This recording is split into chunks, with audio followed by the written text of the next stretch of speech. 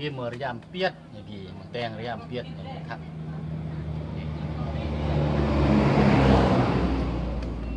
ลีดอนเนี่ยระยำเปียดอยู่กับมุ้ยนี่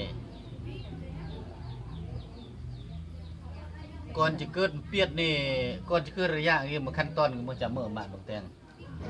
เซ็ตเปียดนี่ก็แย่อมไว้นี่ก็ตัดก้อน สักเปียดกับเจ้าอมกาหรือ ร้านเลี้ยง ไปสกอตห้อยตังราร้านจังก้อน รายตังสกอตร้านเป็นบ่อยนะ ราเป็นบ่อยมาขั้นตอนนั้น มากเลย วันนี้มันส่งสกอตแล้วกี่นี่ใช่ยังเกิด ก้อนแล้วตังบัรก็ สกอตเฮ้ยตังสบัรมันตะกุ้ยงี้แหละนี่สบัรเลยวางกี่อีก ตังฮักแตงมันทำเกิดอะไรกี่เราอันที่สบัรเมื่อสบัรจะเกินแหละเราจะได้อันที่เป็นโลก เป็นโลทุกนั่นนี่กี่นี่ โอ้ฮานโอจะนี่ โลเส้น5หรือเราเพื่อน ก็ยอดจะนี่นี่ เหมือนแต้งจากโลนี่เลยแล้วเราจะได้เป็นโลนึงมาจะหายตรงใต้ไทยหรือยากพอนี่ก็เลยทึก ยากในหัวตึกตัวเหมือนแต้ง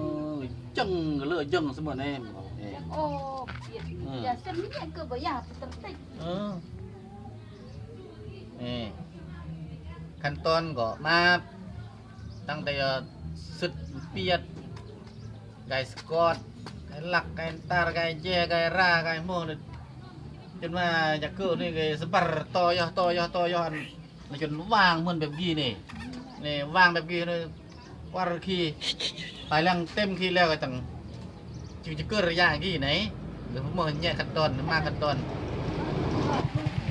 ตัวนี้แดงกระเป๋าเป็นโอดอป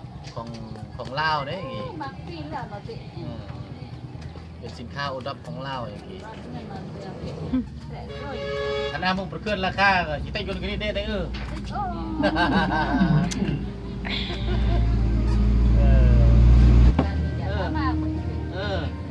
จิเพื่อนเด้ว่าสิ่งตลาดโค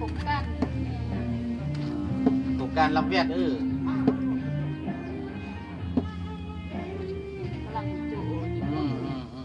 อันน้ำมารับเวียดเป็นปกติแท้ซอกจะเป็นเรือมากเด้น้องกดแตงมากเต้มากโอ้มึงจะถึงกุ้งอันนี้สูงว่าโอ้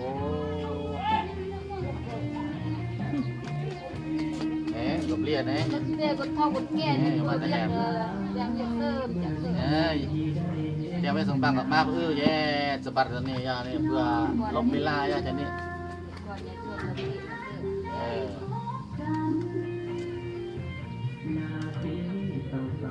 ครับเป็นสินค้าอุดม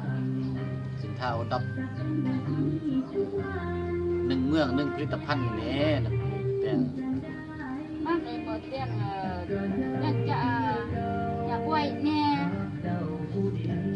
ไว้นี่ก็เป็นตุ้ยหัวใจสบา